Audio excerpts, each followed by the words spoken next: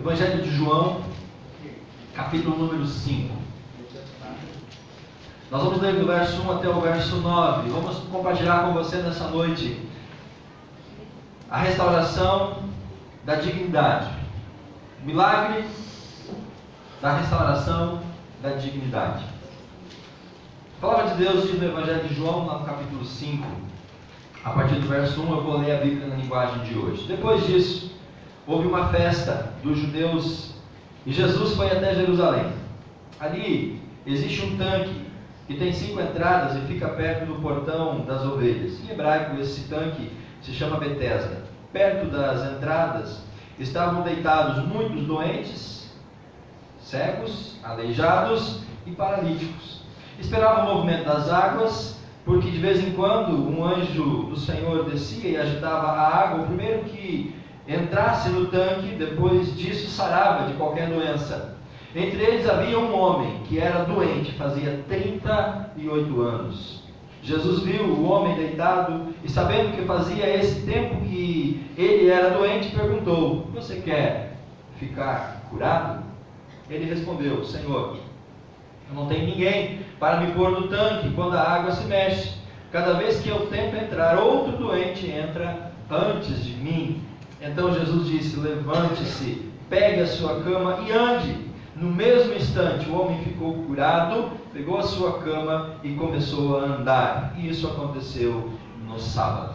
Deus abençoe a sua palavra. Amém. Meus irmãos, esse é o terceiro milagre que João registra no seu evangelho. O primeiro milagre é a transformação da água em vinho em Caná da Galileia, naquele casamento.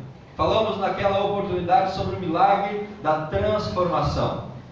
O segundo milagre foi a cura de o filho de um oficial do rei Herodes. Naquela oportunidade nós ministramos sobre o milagre da fé genuína. Através daquele milagre da cura do filho, Jesus despertou no Pai uma fé verdadeira. E hoje nós vamos, a partir desse texto, desse milagre, trabalhar essa ideia de um milagre de uma dignidade restaurada.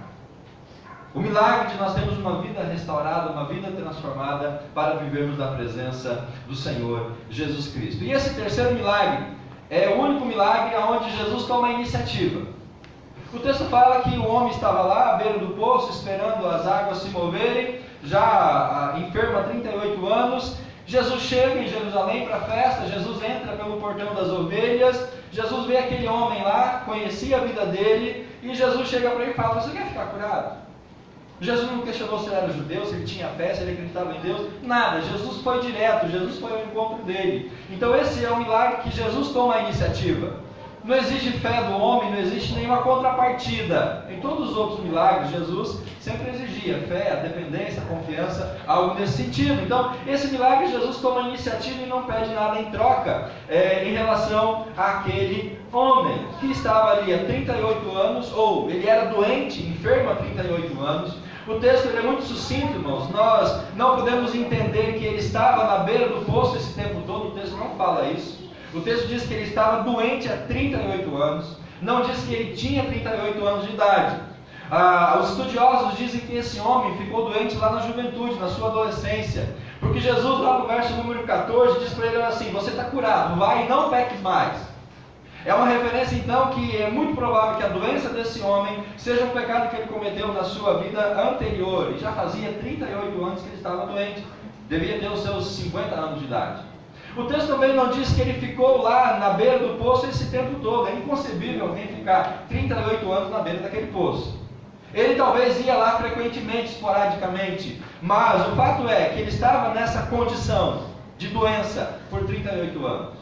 O texto também não afirma que ele era aleijado. Lá no versículo número 2, fala que havia muitas pessoas doentes, ou no verso 3, estavam deitados ali muitos doentes. Então aí João fala: cegos, aleijados e paralíticos. E vai dizer que esse homem estava doente, enfermo, e o termo grego para a doença do homem não é o mesmo termo grego para o paralítico do verso 3, nem aleijado e nem cego. Então esse homem tinha uma outra enfermidade que João não se interessa em dizer qual era. Mas é muito provável que ele não era aleijado, que ele não era paralítico. O fato dele estar deitado na cama, o fato dele não poder andar, se locomover, necessariamente não quer dizer que ele era paralítico. Ele estava doente e essa doença o enfraqueceu tanto a ponto de ele ficar deitado sobre aquela cama, aquele leito, aquele monte de cobertas.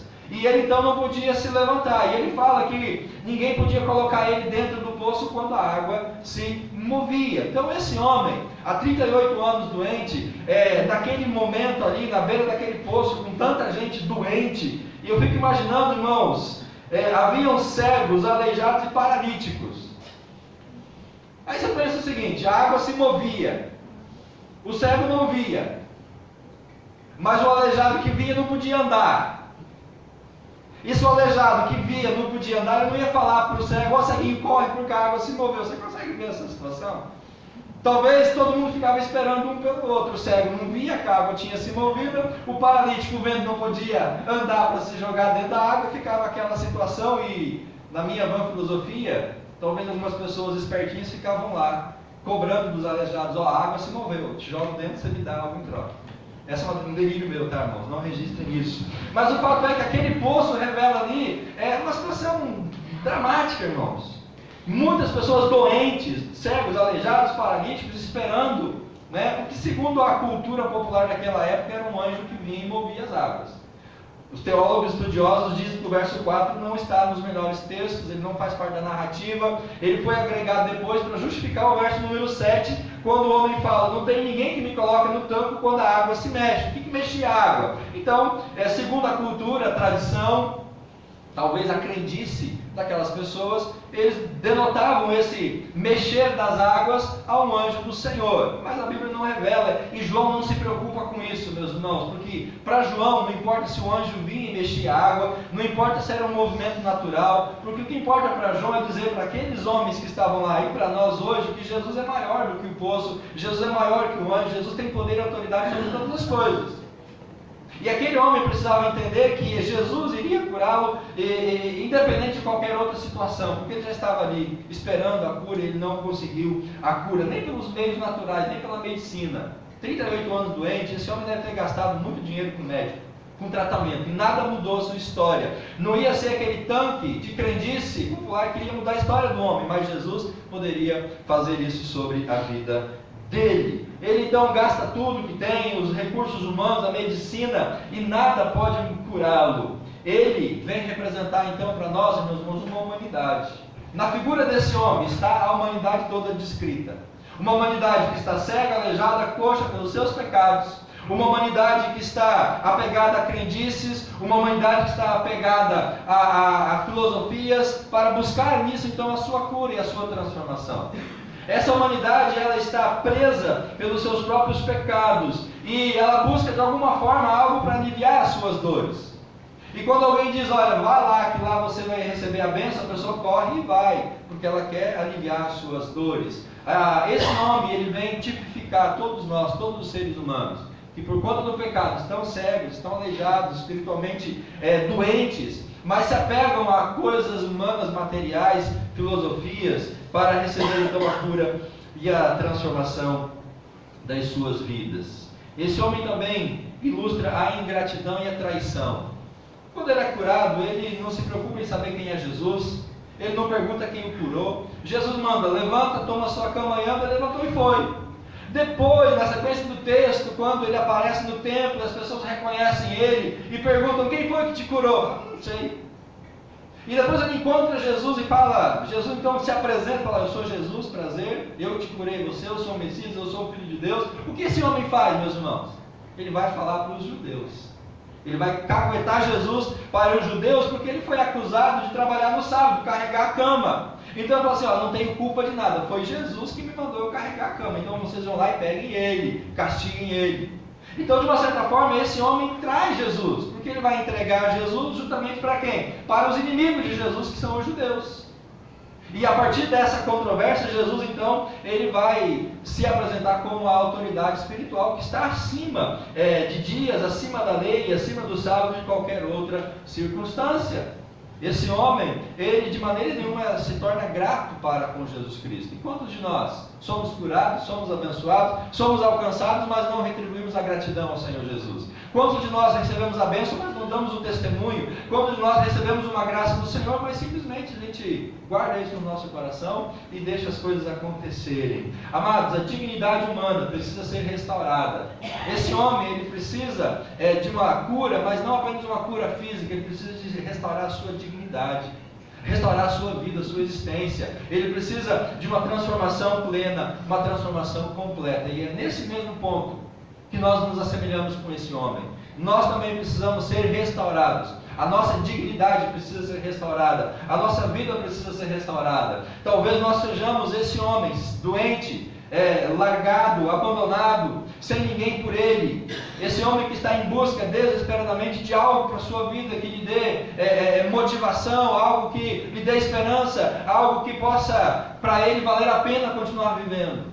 Muita gente está em busca da razão da sua existência, de um motivo para viver, e não encontrou ainda o motivo da existência, da vida, da razão, que é o Senhor Jesus Cristo. Amém. É nisso que nós devemos nos assemelhar a esse homem nessa noite. Nós somos esse homem, nós pertencemos a esse grupo, e nós precisamos ser alcançados pela graça e a bondade de Jesus para a nossa cura, a nossa restauração, mas muito mais de uma questão física exterior, é algo que vem de dentro, é uma restauração, para que através disso então nós possamos glorificar o nome dele.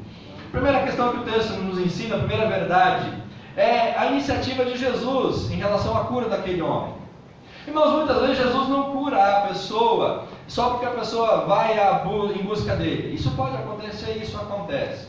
Mas em algumas situações Jesus age sem a pessoa querer, sem a pessoa buscar, sem a pessoa almejar. A iniciativa da cura desse homem foi justamente tomada pelo Senhor Jesus Cristo. Ele estava enfermo há 38 anos, mas ele estava também limitado. Esse homem, ele estava necessitado, frustrado. Esse homem, ele estava focado no seu problema. Esse homem não via mais nenhuma outra coisa, a não ser o seu problema. Ou seja, ele se fechou e o que para ele agora tinha sentido era só o problema. Ele falava do problema, ele pensava no problema, ele reclamava do problema. Tudo para aquele homem era o problema. Ele esqueceu do resto da vida, ele esqueceu de todas as outras coisas. O problema dele agora, aquela enfermidade, se tornou o seu mundo, se tornou o seu próprio Deus. Longe do tanque, ele não podia ser curado. Perto do tanque, ele não era curado. Esse homem se fecha, se isola, reclama da vida, reclama de todo mundo, que ninguém respeitava ele, que nem gostava dele, ele não tinha mais família, ninguém estava mais nem aí para ele. Ele se fechou no problema, e tem muitas pessoas que vivem dessa maneira. Se fecham no problema, tornam o problema maior do que de fato ele é. E aí nós precisamos entender que Jesus pode mudar essa história. Ele lamenta o seu estado, mas ele não agia para mudar aquela condição. Ele só lamenta, ele só reclama, mas talvez ele estava já tão acostumado, tão habituado com aquela situação. E é por isso que Jesus pergunta: olha, você quer mesmo ficar curado? Porque tem muita gente, irmão, que se acostuma com a condição de vida. Tem muita gente que se acostuma com a doença, com a enfermidade ou com a pobreza, e ela faz daquilo até uma razão da sua existência. E se ela mudar aquela situação, aquela condição de vida, ela não vai saber mais como viver, porque ela está tão acostumada com aquilo que ela acha que aquilo é a vida dela e não tem mais nada. Então, quando Jesus pergunta: olha, você quer ser curado? Jesus está perguntando para ele: você quer de fato mudar a sua vida? Você quer experimentar algo novo? Quer algo diferente? Ou você já ficou tão acostumado com essa situação, essa doença, que você está satisfeito da maneira que você se encontra? Querido, não fique satisfeito com a maneira que você tem vivido, com a forma que você está vivendo. Não fique satisfeito com a situação que você está passando agora. Jesus pode mudar isso. Não se acomode, não se entregue, continue lutando. Imagina a Vanessa se entregando àquela situação do Anderson. Não tem mais nada o que fazer, então vamos sentar no meio-fio e vamos chorar. E vamos esperar a vida cumprir a sua dura realidade sobre nós. Não, nós temos que levantar, irmãos. Nós temos que buscar, nós temos que correr atrás, nós temos que bater a porta para que Jesus abra, tá? Não interprete mal essa palavra. Nós temos que buscar aquilo que nós almejamos. Não podemos ficar sentados, chorando, lamentando e a vida andando e as bênçãos passando ao nosso redor. Ele reclamava, estava amargurado, ele disse que estava abandonado. Lá no verso 7, Senhor, não tem ninguém por mim. Ninguém me ama, ninguém me gosta, ninguém me quer, ninguém me ajuda, ninguém me respeita, nem o aleijadinho, né? Respeita, em vez de dar prioridade para o aleijado, para o doente, não, cada um quer entrar na frente primeiro do poço. Então ele estava amargurado nessa situação, mas Jesus o encontra, amém, queridos? Jesus vai a ele, Jesus chega na presença dele, e Jesus, cheio de compaixão, cura aquele homem. Cheio de graça, cheio de bondade, cheio de misericórdia, cura e restaura a dignidade dele. Agora ele não precisa mais ficar naquela cama, deitado naquele leito. Agora ele pode entrar no templo, porque o texto depois da sequência diz que ele entrou no templo para adorar ao Senhor. Agora ele pode voltar a viver como aquela mulher que foi curada por Jesus, que estava há 12 anos com uma hemorragia. Jesus não apenas cura ele, Jesus devolve, restaura a sua dignidade. Aquele homem agora pode voltar a sonhar com uma vida profissional, a sonhar com uma vida sentimental, a desenvolver a sua vida espiritual. Então a dignidade restaurada devolve para aquele homem a vida, o ânimo, o sentido da sua existência. Por isso, amados, nunca percamos a nossa esperança. Jesus vai agir, amém? Jesus vai agir em seu favor. Jesus vai agir em favor da sua família, vai agir em favor daqueles pelos quais você ama. Quanto tempo você está esperando o agir de Deus? Esse homem estava há 38 anos, doente. Talvez não esperando, mas ele estava há 38 anos doente. Aquela mulher estava há 12 anos já enferma. Talvez esse mês que você está nessa situação difícil não é nada comparado com esses 38 anos.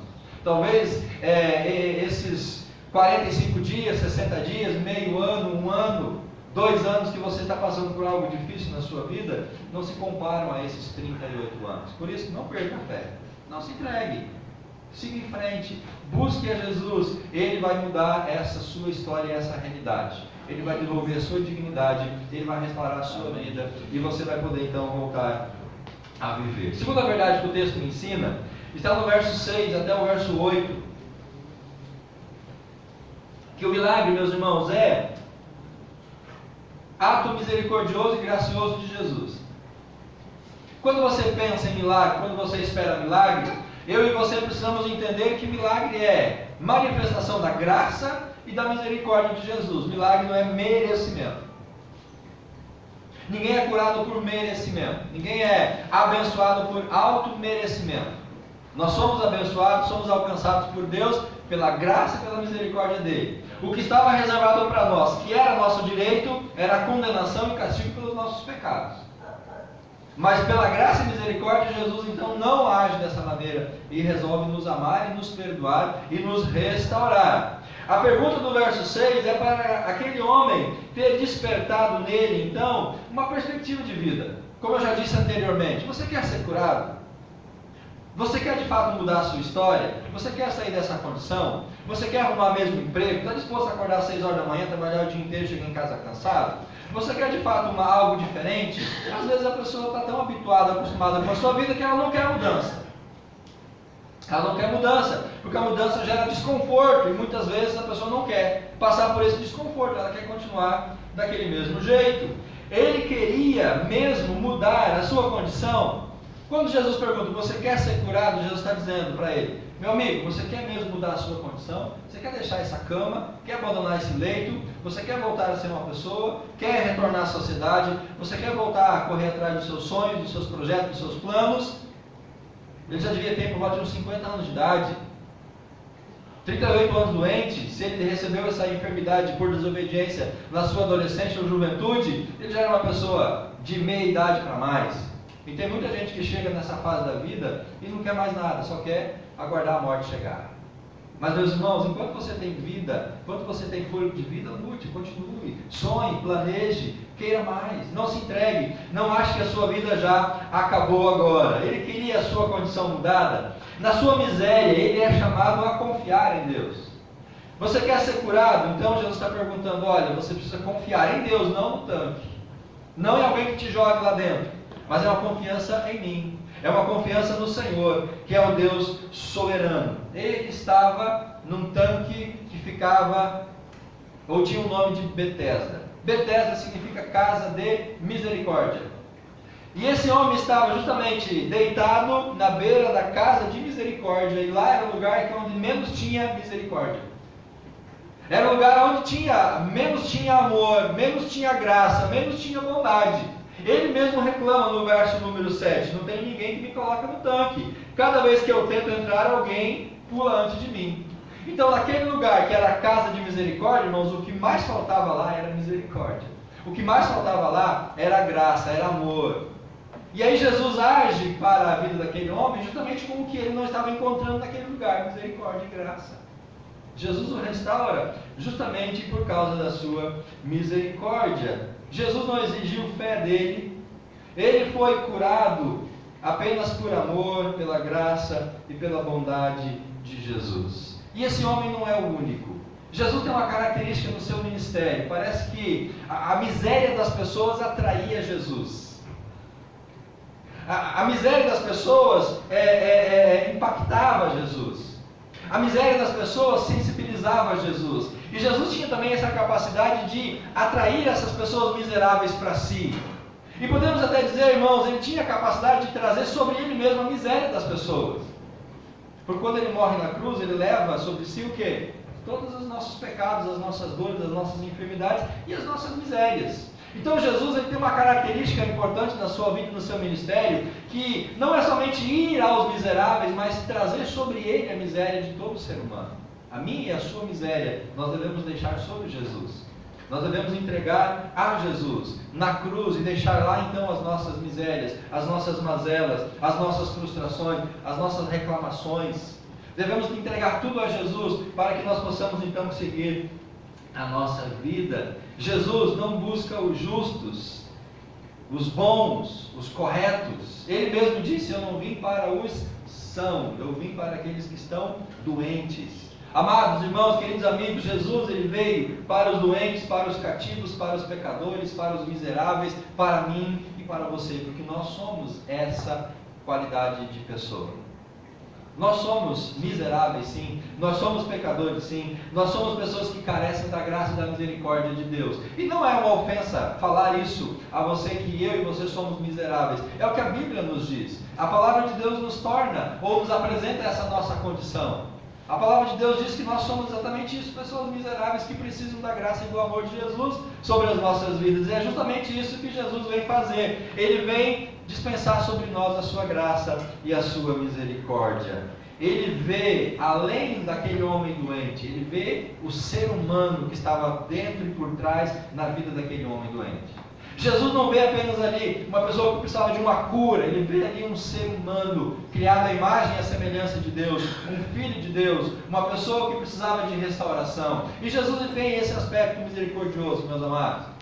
O Senhor, quando Ele age na nossa vida, restaurando, curando, abençoando, é porque Ele vê a nossa humanidade, Ele vê justamente a nossa semelhança com Deus, criados à imagem e à semelhança do Senhor, e Ele age para restaurar essa imagem, essa semelhança, essa dignidade.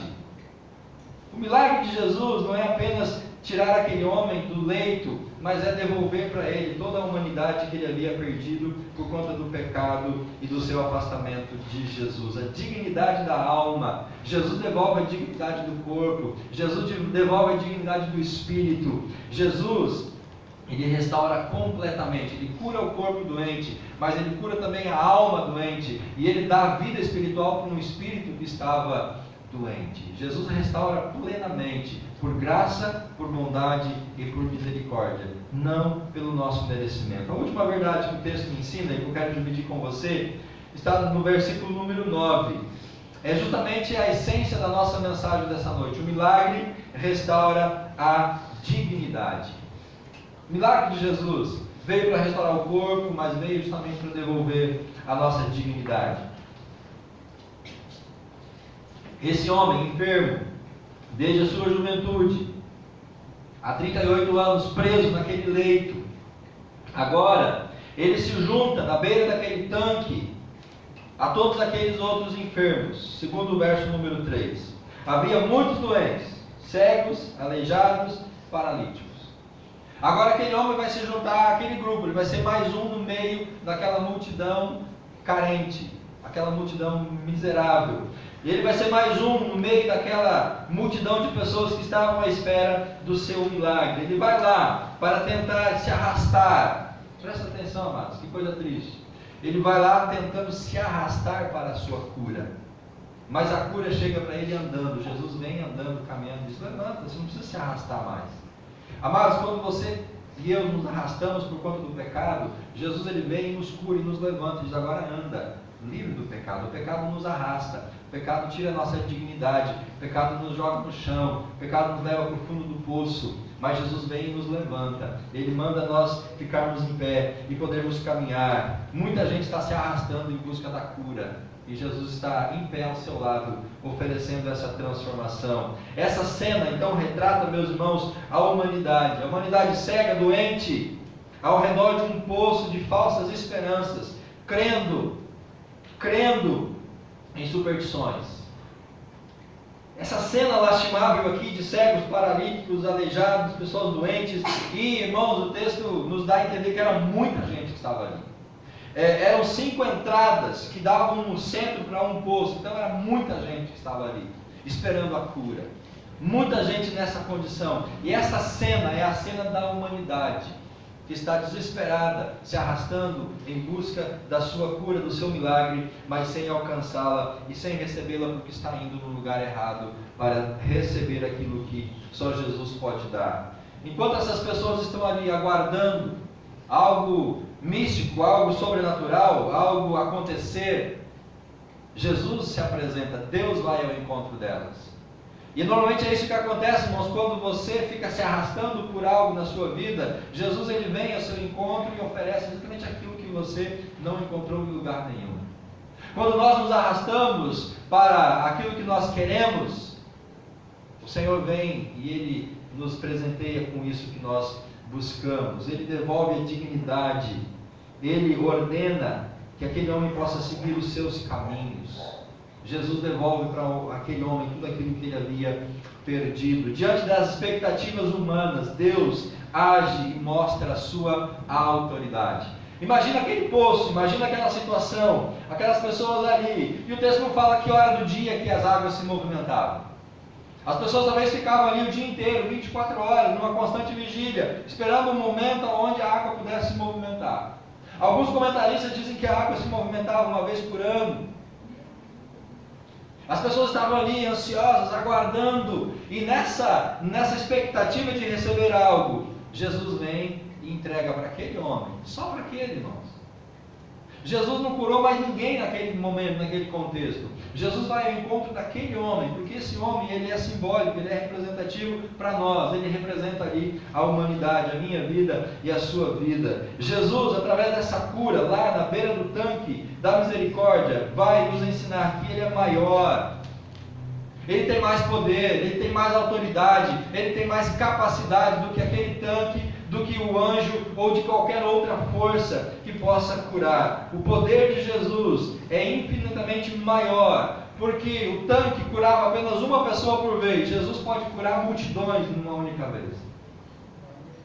O tanque curava apenas o primeiro que pulasse lá dentro, mas Jesus não cura somente o primeiro, Jesus restaura quantos forem a Ele, ainda hoje, nesse momento. Então, através disso, Jesus está dizendo que Ele tem poder maior, Ele é infinitamente mais poderoso que qualquer outra força. As pessoas foram até o tanque porque o tanque era um lugar, mas Jesus não precisa de um lugar. Jesus não precisa de uma hora marcada, agendada. Jesus ele pode agir 24 horas por dia em qualquer lugar do mundo quando Ele quiser. Nós não precisamos marcar encontros, momentos para estarmos lá então recebendo as bênçãos e a cura do Senhor na sua casa, no seu ambiente, no momento em que você mais precisar. Você pode ir lá, fechar os seus olhos, fazer uma oração, clamar a Deus, e Jesus que é Espírito vai estar lá, e lá Ele vai abençoar a sua vida. Amados, você não precisa sair em peregrinação aí, em busca de poços, em busca de centros de cura. Jesus ele vai ao seu encontro. Jesus vai visitar você e Ele vai entregar para você o milagre da restauração. O milagre restaura a dignidade e forma o caráter de Deus nas nossas vidas. Nós possamos aprender com esse homem a buscar a Jesus, ou possamos aprender com esse homem que Jesus ele vem ao nosso encontro e nos busca, nos encontra, nos abençoa e restaura a nossa vida. Amém, queridos? Você pode ficar de pé, por gentileza? Deus quer restaurar a sua dignidade, a sua história de vida. Eu quero concluir esse momento deixando algumas breves reflexões para a sua vida. Se você quiser fechar os seus olhos agora e apresentar a sua vida diante do Senhor, faça isso, querido. A humanidade está enferma. As pessoas estão doentes. E não é doente apenas fisicamente. As pessoas estão emocionalmente doentes. As pessoas estão espiritualmente doentes. E essa humanidade doente, ela está fazendo fila. Essa humanidade doente está engrossando fileiras em busca, ao redor, de falsos poços de esperança vazia. Poços aonde não está Jesus lá curando, mas aonde pessoas se auto-intitulam representantes de Deus. Pessoas se auto-intitulam soberanos. Isso tem atraído muita gente. Pessoas têm buscado tanques agitados por esses falsos anjos, falsos profetas, enganadores, mercenários da fé. E muitas pessoas estão sendo enganadas porque não estão indo a Jesus. Queridos, esses falsos tanques têm atraído multidões de pessoas. Multidões de pessoas que trocam a sua fé, trocam a fé em Jesus pela fé nesses homens, ou pseudo-homens. Trocam a fé em Jesus por fé em coisas, em objetos. Trocam a fé em Jesus por fé em crendices, em tradições, em culturas. E essa fé enganada, essa fé cega, essa fé tem deixado muitas pessoas fora do tempo de adoração. Muitas pessoas que têm buscado isso para as suas vidas estão ficando fora do tempo de adoração, porque o tempo de adoração é a minha própria vida, Jesus habitando em mim. As pessoas estão em busca desesperadamente de uma solução para a sua vida, mas não estão buscando no Senhor Jesus Cristo, que é o autor e o consumador de todas as coisas.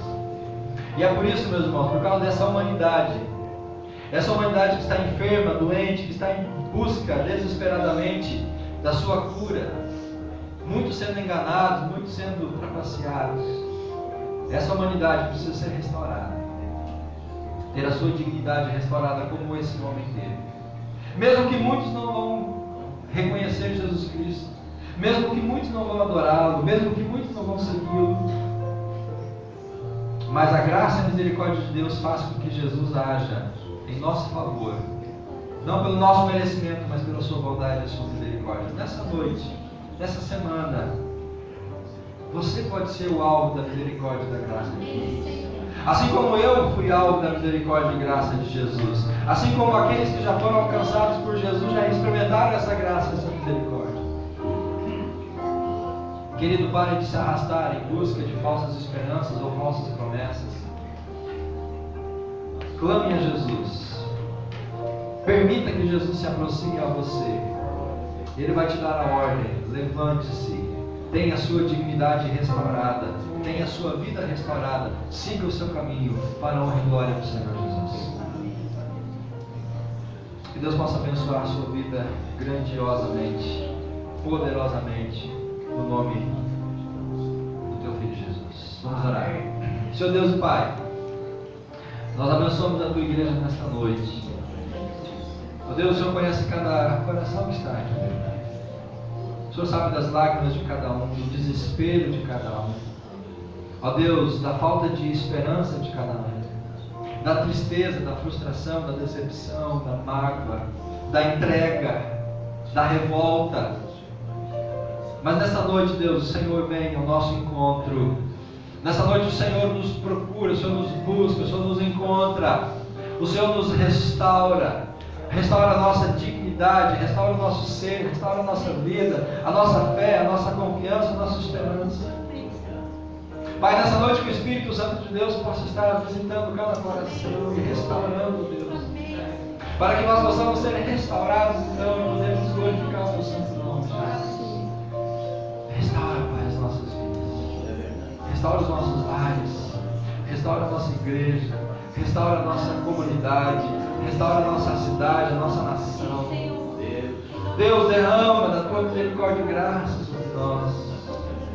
Possamos aproveitar esse tempo que nós temos ainda. Tempo da graça. Porque breve virá o tempo do juízo e o tempo da condenação. Possamos caminhar, ó Pai, em direção ao Senhor. Nós oramos graças assim em nome de Jesus. Amém. Amém. Graças a Deus.